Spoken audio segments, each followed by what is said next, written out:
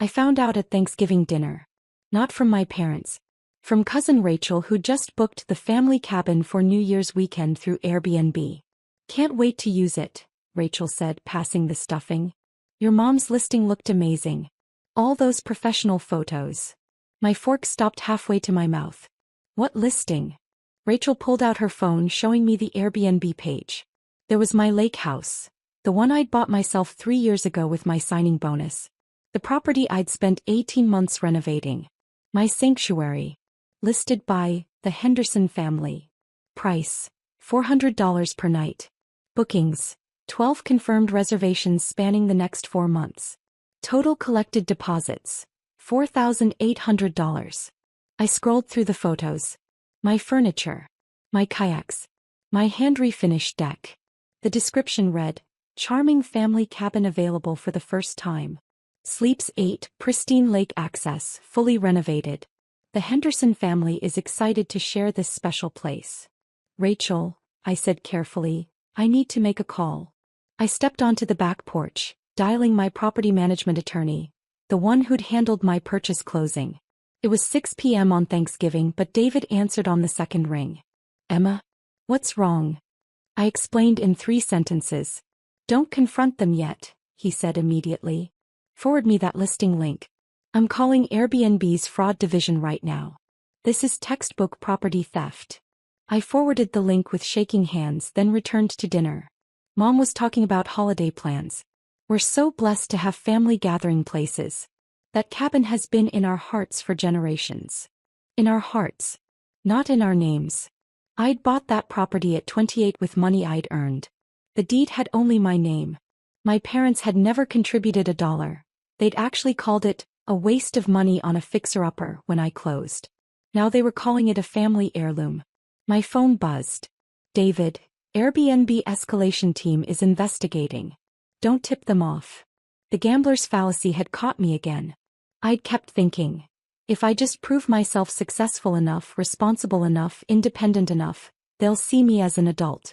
But they didn't want me to be independent. They wanted me to be a resource they could liquidate. Dinner ended. I drove home to my apartment. Ironically, I rented in the city because I kept my lake house as a genuine weekend retreat, not a rental property. I spent Thanksgiving night documenting everything. Screenshots of the Airbnb listing, my deed, my renovation receipts, my property tax payments. The ghost ledger of this felt different than financial theft. They hadn't just stolen money. They'd stolen my refuge.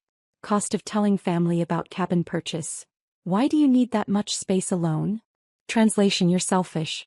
Cost of sharing photos of renovation. Must be nice to afford hobbies. Translation: you're showing off. Cost of declining family visits. It's just a cabin, not a palace. Translation: you're not special. Cost of existing as property owner. Threat to their narrative that I was still their dependent resource. They'd made me feel guilty for having boundaries around my own property. And while I felt that guilt, they'd been photographing my house, measuring my rooms, and calculating rental income. Friday morning, my phone rang. Unknown number. Ms. Henderson? This is James Chun from Airbnb's Trust and Safety Verification Team. We need to discuss listing 4783924. My heart hammered. Yes. Our standard verification process cross-references property listings with public ownership databases. The property at 847 Lakeshore Drive is registered solely to you, Emma Marie Henderson. However, the listing account belongs to Patricia Henderson, who claims family co-ownership. Can you clarify this relationship? Patricia Henderson is my mother, I said. She has no ownership stake. She's never contributed to purchase, renovation, taxes, insurance, or maintenance. I bought this property solely in my name 3 years ago. Silence. Then, I see. And you did not authorize this listing. I didn't even know about it until yesterday. Ms. Henderson, I need to inform you that your mother has collected $4,800 in deposits from 12 separate bookings. Some guests are scheduled to arrive in 6 days. This constitutes platform fraud and potential criminal property theft. The procedural justice system activated. James walked me through the process. Airbnb would immediately suspend the listing and freeze the account. They'd notify all booked guests of cancellation due to ownership verification failure. They'd refund all deposits. And they'd flag my parents' account for fraud investigation. What happens to the money they already collected? I asked. Airbnb will refund guests from our guarantee fund, then pursue recovery from your mother's linked bank account.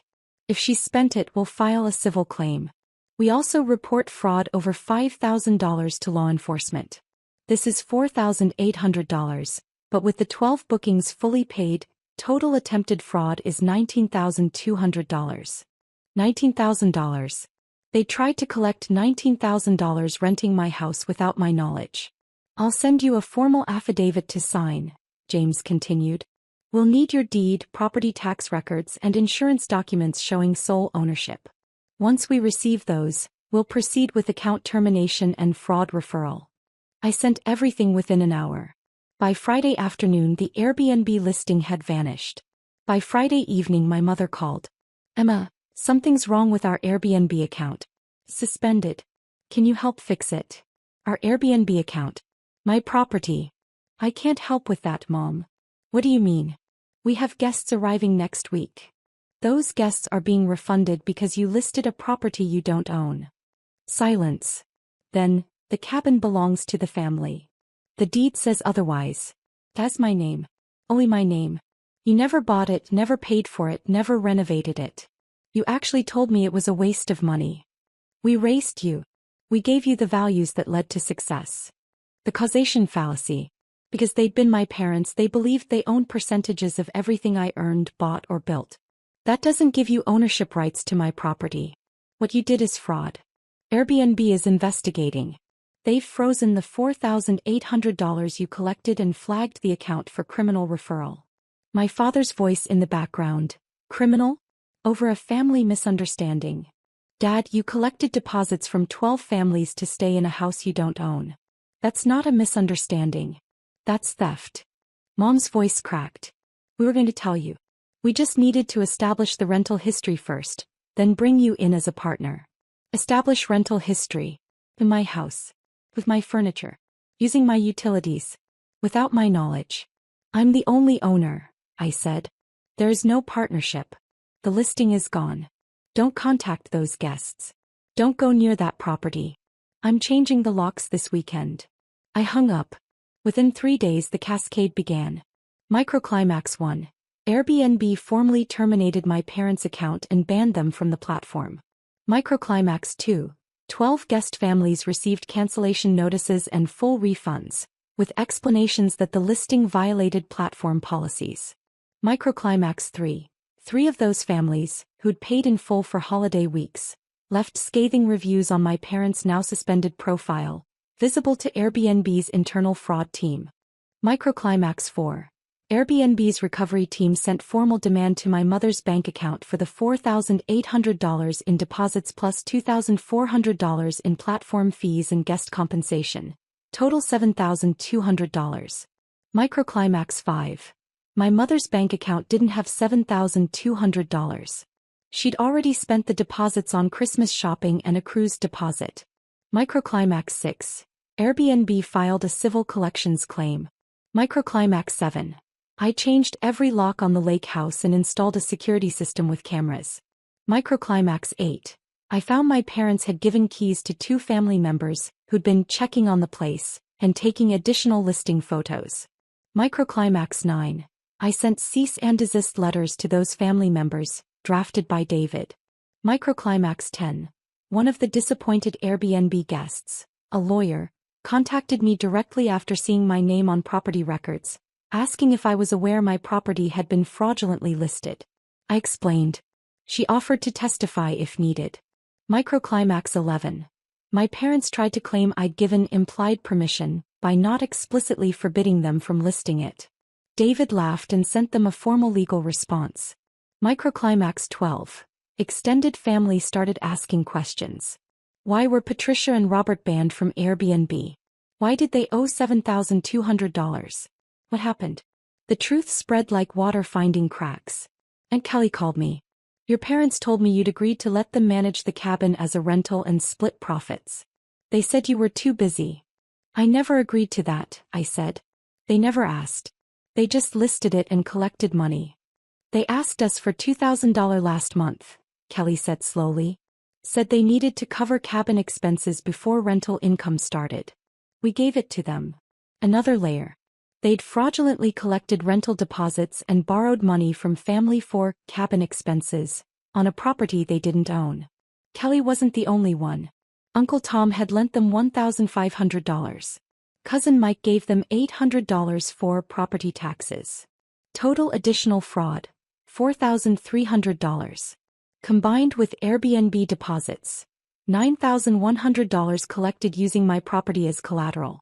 The extended family confronted them at Christmas, an event I skipped. According to Kelly, my parents claimed I was being selfish about family resources, and that children owe parents for their upbringing. My uncle, a retired CPA, did the math publicly. You collected $9,100 using Emma's property. He bought that house herself. You have no ownership claim. This is fraud. The family fractured that day. 6 months later, the final consequences settled into place. Financial. My parents paid back Airbnb's $7,200 through a payment plan that took 18 months. They never repaid family members. Those relationships stayed broken. Legal. Airbnb's fraud report went to local police. No charges filed due to amount and family relationship, but a formal report exists. Social. Extended family stopped inviting my parents to gatherings. The phrase "the Airbnb incident" became family shorthand for their dishonesty. Family. I haven't spoken to my parents in 6 months. They sent a Christmas card to my apartment. I recycled it unopened. My lake house is still mine. Only mine. I spent last weekend there alone, kayaking at sunrise. The water was glass smooth. The deck I refinished held my coffee perfectly. The door locks I installed kept out everyone I didn't invite. I don't rent it out. I don't need the income. I need the space. The physical and psychological space that's entirely mine. My parents wanted to monetize my refuge. Instead, they lost access to it forever. They tried to claim ownership of something I built. The property databases disagreed. The platform disagreed. The law disagreed. Sometimes the best revenge isn't rage. It's a deed with only your name on it, locks they can't open, and a bank account they can't touch.